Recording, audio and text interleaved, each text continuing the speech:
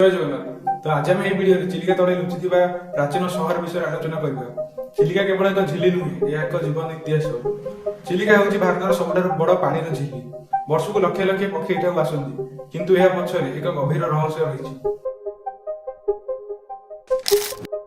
लोके कहती चिलिका तले पूर्व एक बड़ सहर थिला, जहाँकि प्राकृतिक रोषरे बुड़ी गला।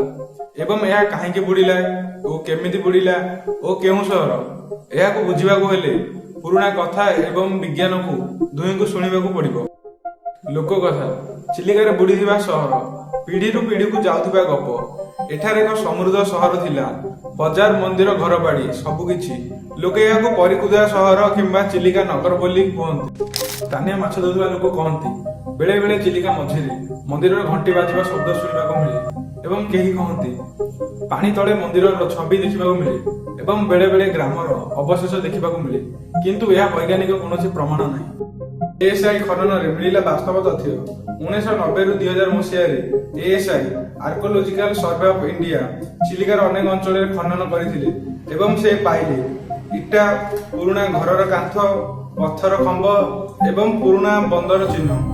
यह देखि जना पड़ुछि जे पूर्व समय चिलिकार खूब बड़ बसवास अंचल थिला एवं केतेक विद्वान यह मध्य कहउछन्ति यह कोनोसी साधारण गाँ नुहे, यह थिला मेट्रो सिटी भली पुराना बंदर सहर। पालर जने भूली जाइथिबा पुराना बंदर, चिलिकार दक्षिण पटे थिबा बंदर पुराना कलिंगर व्यापारर महाकेन्द्र थिला। पालरू व्यापक व्यापार होइथिला। श्रीलंका, बर्मा, थाईलैंड, इंडोनेशिया यह थिला सुवर्ण बंदर अंचल। अनेकଙ୍କ ମତରେ ଚିଲିକାରେ ମିଳିଥିବା ଅବଶେଷ ପାଲୁରୁ ସହରର ଅଂଶ ମଧ୍ୟ ହୋଇପାରେ, କିନ୍ତୁ ଏହା ଭାବିଲେ ଅବିଶ୍ୱନୀୟ ଲାଗେ ଯେ ଓଡ଼ିଶାର ବ୍ୟାପାର ସମ୍ପୂର୍ଣ୍ଣ ଦକ୍ଷିଣ ପୂର୍ବ ଏସିଆକୁ ଚାରି ଦିଗରେ ଯୋଡ଼ି ରଖିଥିଲା। ସହର କେମିତି ବୁଡ଼ି ଯାଇଥିଲା?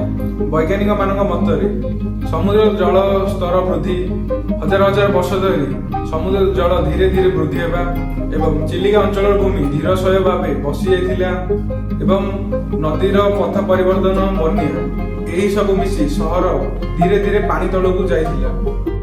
ଆଜି ବି ଥିବା ରହସ୍ୟ ଚିଲିକାର ପାଣି ତଳେ କେତେକ ସ୍ଥାନରେ ମଞ୍ଚ ଭଳି ଅଞ୍ଚଳ ଦେଖିବାକୁ ମିଳେ ଏବଂ ପଥର ଖମ୍ବ, ଘରର ଭିତ୍ତି, ଡ୍ରୋନ୍ ଏବଂ ସୋନାର ମ୍ୟାପିଂରେ ଏହା ମିଳିଛି।